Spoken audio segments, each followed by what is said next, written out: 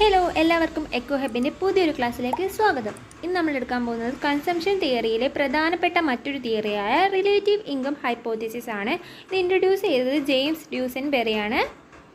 It was developed in 1949 ഈ theory develop ചെയ്തത്. It was based on the assumption that consumption depend on the previous peak level of income as well as current income.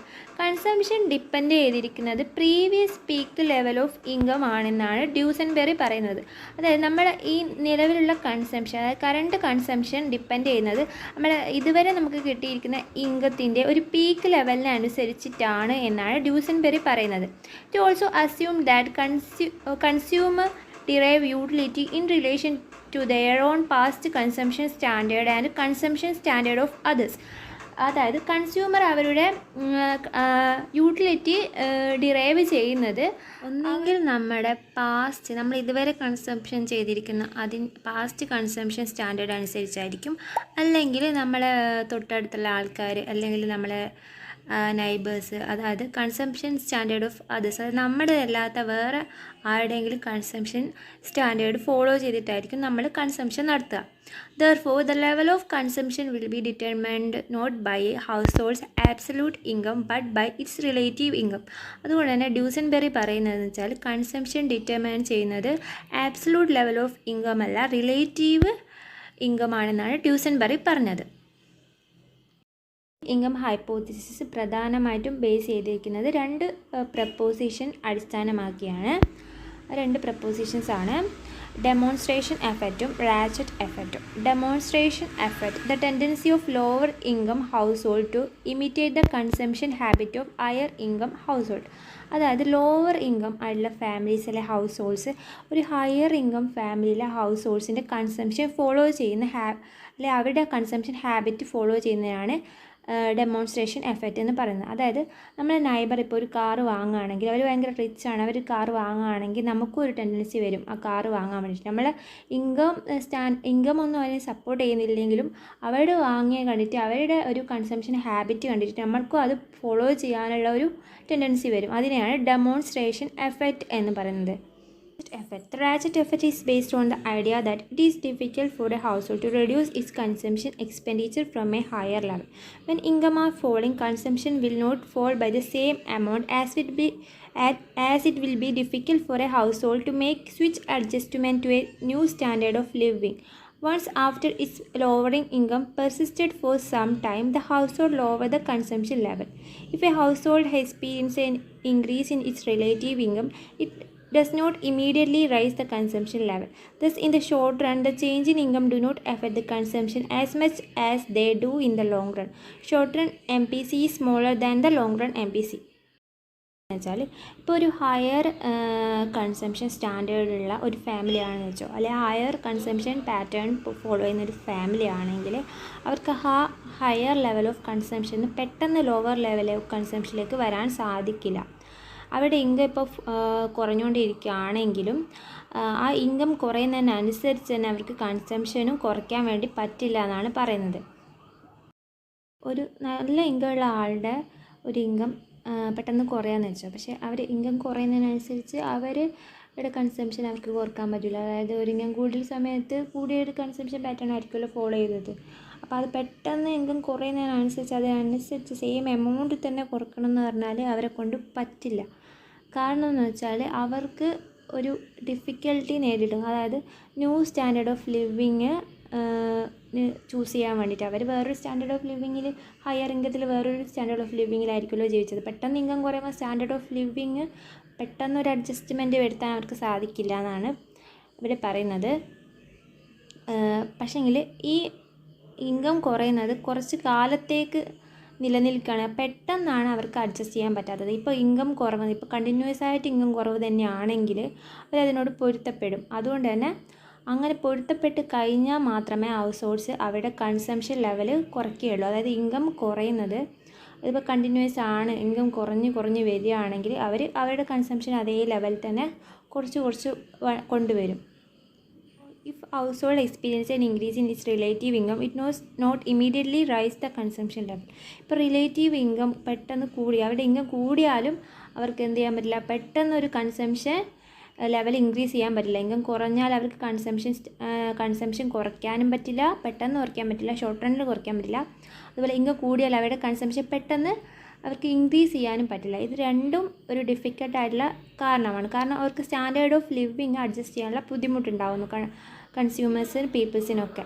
അതുകൊണ്ട് തന്നെ thus in the short run change in income do not affect consumption as much they do in the long run. അതുകൊണ്ട് തന്നെ ഇൻകത്തിൽ എന്ത് change ആണെങ്കിൽ അത് കൺസംഷനെ അധികം effect ചെയ്യുന്നില്ല. Short റണ്ണിൽ income കൂടിയാലും കൺസംഷനെ പെട്ടെന്ന് എഫക്റ്റ് ചെയ്യുന്നില്ല, അതുപോലെ തന്നെ ഇൻകം കുറഞ്ഞാലും കൺസംഷനെ എഫക്റ്റ് ചെയ്യുന്നില്ല. പക്ഷേ ലോങ് റണ്ണിലാണ് ഇൻകം കൺസംഷനെ കൂടുതലായിട്ട് എഫക്റ്റ് ചെയ്യുന്നതാണ് റാച്ചറ്റ് എഫക്റ്റിൽ പറയുന്നത്. Short run MBC smaller than the long run MBC. Income ഹൈപ്പോത്തിസിൻ്റെ ഗ്രാഫിക്കൽ റെപ്രസെൻറ്റേഷൻ നോക്കാം. ഇവിടെ എക്സ് ആക്സിസിൽ ഡിസ്പോസിബിൾ ഇൻകവും വൈ ആക്സിസിൽ കൺസംഷനാണ് എടുത്തിരിക്കുന്നത്. The long run consumption function is given by CLBY. ഈ CLBY എന്ന് പറയുന്ന ഒരു റെഡ് ലൈനില്ല, അതാണ് ലോങ് റൺ കൺസംഷൻ ഫംഗ്ഷൻ എന്ന് പറയുന്നത്. In the long run household have an income equal to OY2 out of which they consume CY2. അതായത് ഈ long റണ്ണിൽ അവരുടെ ഇൻകം എന്ന് പറയുന്നത് OY2 ഗ്രാഫ് ഒക്കെ കാണാം, OY2 ആണ്. ആ ഇൻകത്തിൽ നിന്ന് അവർ കൺസംഷൻ ചെയ്യുന്നത് CY2 ആണ്. OY2 ഇൻകത്തിൽ CY2 ആണ് അവരുടെ consumption. According to the absolute income hypothesis, when income decreases from OY2 to OY1, the consumption will fall to MY1. അതായത് ആബ്സല്യൂട്ട് ഇൻകം ഹൈപ്പോത്തിസിസ്, അതായത് നമ്മൾ നേരത്തെ പഠിച്ച ജെയിംസ് ടോബിൻ്റെ ഒക്കെയുള്ള ഹൈപ്പോത്തിസിസ് പ്രകാരം ഇൻകം OY2 ഇന്ന് OY1 ആയിട്ട് കുറഞ്ഞാൽ കൺസംഷൻ എന്താവും? ആദ്യമുള്ളത് CY2 ആണ്, ഗ്രാഫൊക്കെ കാണാം. അതിപ്പോൾ MY1 ആയിട്ട് കുറയുന്നതാണ് ആബ്സല്യൂട്ട് ഇൻകം ഹൈപ്പോത്തിസിസിൽ പറയുന്നത്. Relative income hypothesis states that the decrease in consumption is less than proportional because households resist the decrease in their standard of living when there is a short-run decrease in their income.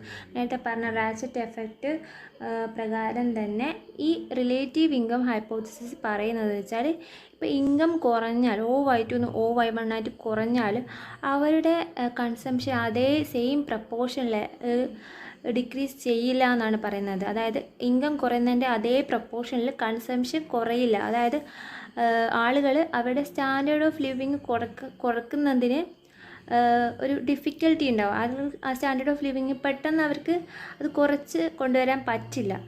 അങ്ങനെ short run decrease in income ഉണ്ടാവുമ്പോൾ അവർ same പ്രപ്പോർഷനിൽ consumption pattern change വരില്ല എന്നാണ് പറയുന്നത്. There consumption decreases but less than proportional. Income കുറയുമ്പോൾ എന്തായാലും consumption കുറയും, പക്ഷേങ്കിൽ ഇവിടെ ലെസ് ദാൻ പ്രപ്പോർഷണേറ്റ് ആയിട്ടല്ല കുറയുക. This point is shown by CSC എന്ന് പറയുന്ന ലൈനാണ് ഇത് ഷോ ചെയ്യുന്നത്.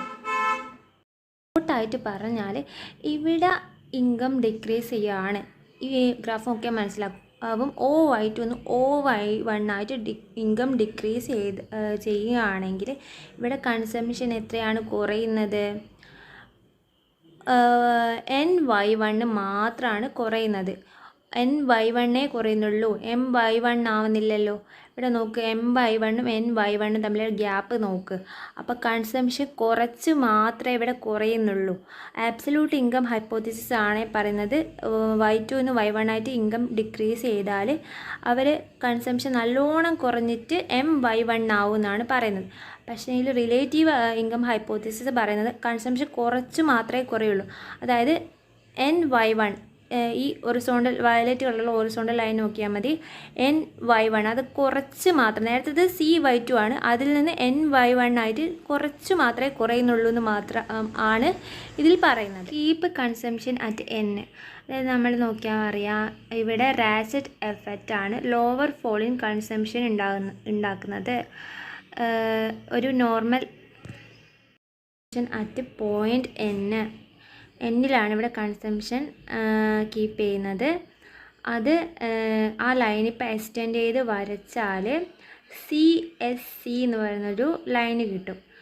അതാണ് ഇവിടെ ഷോർട്ട് റൺ കൺസംഷൻ ഫംഗ്ഷൻ എന്ന് പറയുന്നത്. ലോങ് റണ്ണ് CLBY ആണ്, ഷോർട്ട് റൺ CCS ആണ്. ഇവിടെ റാച്ചറ്റ് എഫക്റ്റാണ് ലോവർ ഫോൾ ഇൻ കൺസംഷൻ ഉണ്ടാക്കാനുള്ള കാരണം. ഇവിടെ എ എന്ന് പറയുന്ന ഒരു ഡിസ്റ്റൻസ് എന്ന് പറയുന്നത് ദി സേവിങ് ആണ്.